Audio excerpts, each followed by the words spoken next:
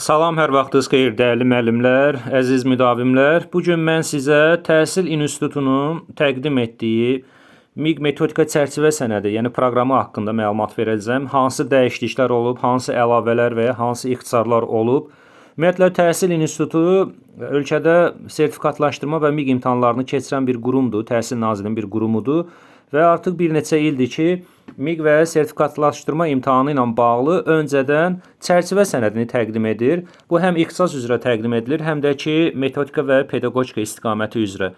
Və təbii ki, bu günləri mən sizə metodika və pedaqogika istiqaməti üzrə olan dəyişiklikləri və yenilikləri izah edəcəm, hansı əlavələr olub və ya ixtisarlar olub. İlk olaraq onu qeyd edim ki, əvvəlki çərçivə sənədlərindən fərqli olaraq bu illəri çərçivə sənədi daha tez təqdim edilib. Adətən yanvar-fevral aylarında təqdim edilərdi və bu illəri oktyabr ayının 29-u təqdim edilib. Və bir məqamı qeyd edim ki, artıq iki istiqamət biz burada görürük. Sol tərəfə fikir versək, yəni pedaqogikadan, yəni metodikadan iki istiqamət var. Metodiki səriştəlilik və pedaqoji səriştəlilik. Əvvəllər hansılarıdır? Əvvəllər 3 istiqamət və ya 3 bölmə adlandırırdıq biz bunu. Əvvəllər vardı deməli təhsil qanunvericiliyi birinci istiqamət idi, sonra fən kurikulumu ikinci istiqamət idi və üçüncü də pedaqoji psixoloji nəzəriyyələridir. Biz artıq görürük ki, təhsil qanunvericiliyi çıxarılıb, yəni istiqamət olaraq və metodiki səriştəlilik ilə pedaqoji səriştəlilik hərəsinə 10 sual olmaqla 20 sualdır. Qeyd edim ki, bu sertifikatlaşdırma imtahanı üçün də demək olar ki, keçərlidir bu proqram.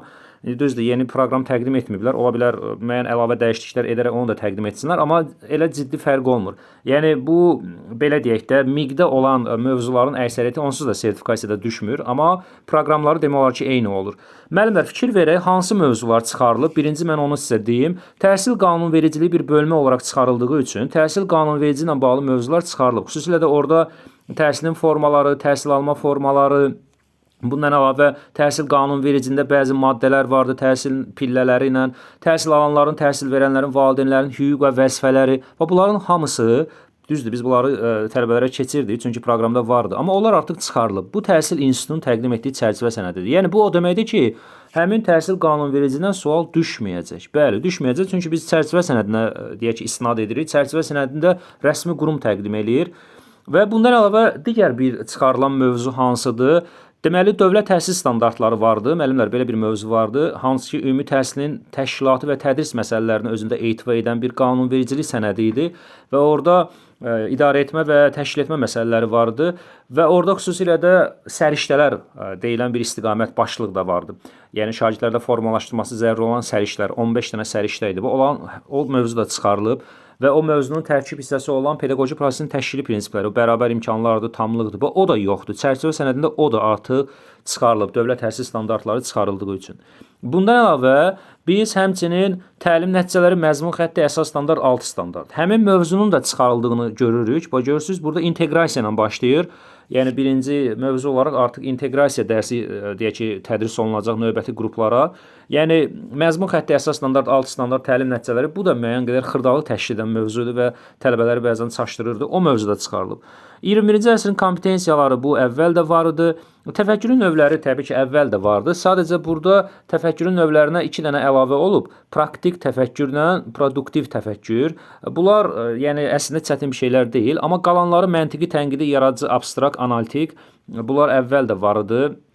Yəni biz bunları deyək ki, əvvəlki dərslərdə də tədris etmişdik. Metakognitiv bacarıqlar da əvvəl var idi. Bilik növləri də təbii ki, əvvəl var idi. Bloom taksonomiyası, Bloomun idrak taksonomiyası və təlimdə tətbiqi. Müəllimlər, deməli taksonomiyalardan emosionalla psixomotor da çıxarılıb. Düzdür, əslində onlardan demək olar ki, sual düşmürdü. Yəni illərdir ki, imtahan verənlər bunu təsdiqləyər, istər MİQ, istər sertifikatlaşdırmada, ancaq idrakdan düşürdü. Bəli. İdrak əsasdır, idrak qalıb, amma emosionalla psixomotoru biz burada görmürük artıq. Bundan əlavə yeni bir mövzu olaraq səriştə əsaslı tapşırıqların hazırlanması. Səriştə əsaslı tapşırıqların hazırlanması yeni mövzudur. Xüsusilə də Norman Webb'in dərin bilik nəzəriyyəsi yenidir. Amma çətin deyil. Yəni mən baxmışam, araşdırmışam. Yəni bu yeni bir mövzu olaraq gətirilib. Qeyd edək bunu. Təlimin formaları və modelləri bu əvvəl də var idi. Məsəl üçün 4 forma və modellər bunlar əvvəl də var idi. Sinxron, asinxron əvvəl də var idi. Təlim strategiyaları və texnikaları bu iş üsullarına yönəlikdir. Burada sadəcə analitik strategiya, əməkdaşlıq və kommunikasiya strategiyaları bunlar əslində yeni başlıq kimi verilsə də çətin bir şeylər deyil. Burada iş üsullarında sadəcə hamısı eynidir keçənki ilə. Sadəcə bir dənə SWOT analizi, yəni SWOT təhlili deyilən bir iş üsulu gətirilib. Onun haqqında da mən sizə məlumat verəcəm. İlli və gündəlik planlaşdırma əvvəl də var idi.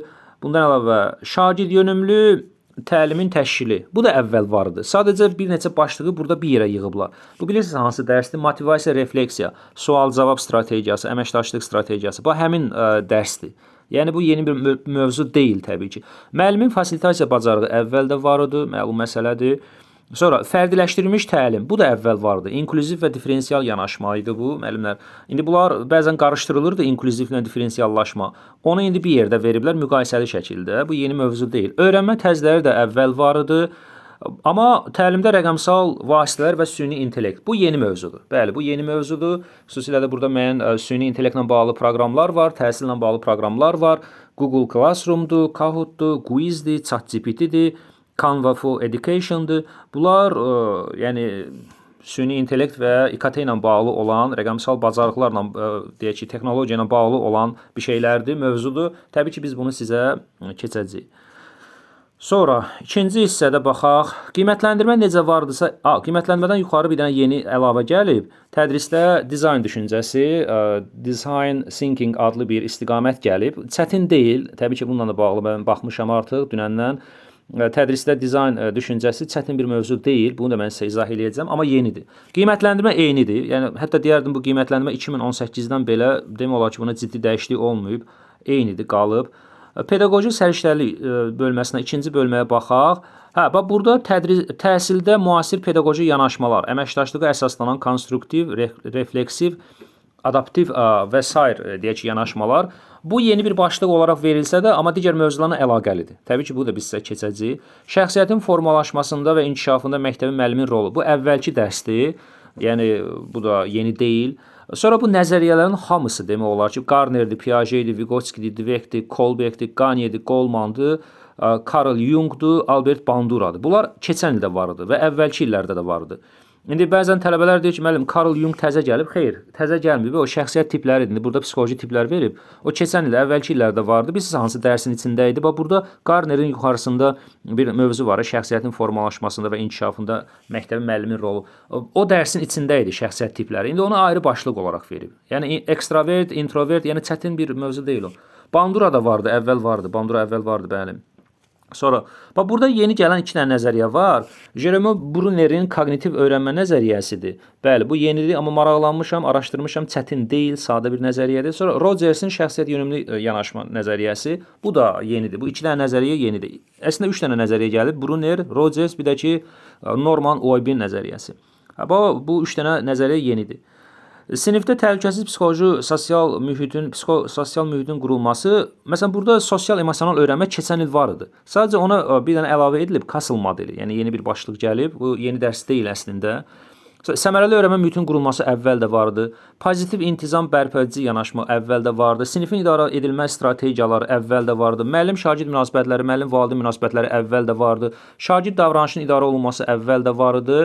Və bullyingin, deyək ki, bullyinglə bağlı, qısnama ilə bağlı mövzu əvvəl də vardı. Yəni bunlar hamısı əvvəl vardı. Sadəcə mən burada behaviorizm nəzəriyyəsini bir başlıq olaraq görmürəm. Deməli, behaviorizm nəzəriyyəsi düzdür. Ondan demək olar ki, suallar düşmürdü. Ola bilər digər mövzuların içində onu versin. Məsələn, şagird davranışının idarə olunması mövzusunun içində ola bilər versin onu. Amma belə ayrıca başlıq olaraq behaviorizmi verməyib. Yəni ciddi bir dəyişiklik olmayıb əslində. 80-90% eynidir. Nələr çıxarılıb bir də sonda deyim. Deməli, təhsil qanunvericiliyi tamamilə çıxarılıb, hüquq vəzifələr, pillə səviyyələr. Daha sonra məzmun xətti əsas standart, alt standart, o mövzu tamamilə çıxarılıb. Dövlət təhsil standartları çıxarılıb, hansı ki səriştələr vardı və pedaqoji prinsiplər vardı. Bundan əlavə emosional psixomotor taksonomiya çıxarılıb. Əlavə olaraq gələnlər hansılarıdır? Elə buradan baxaq. Castle modeli sadəcə əvvəl olan mövzuya bir əlavədir. Rogersin şəxsiyyət yönümlü nəzəriyyəsi əlavədir, yəni yenidir. Bruner'in nəzəriyyəsi yenidir. Sonra yuxarı baxaq. Yuxarıda deməli burada təhsildə müasir pedaqoji yanaşmalar. Əslində bu yenidir, amma əvvəlki dərslərlə çox əlaqəlidir.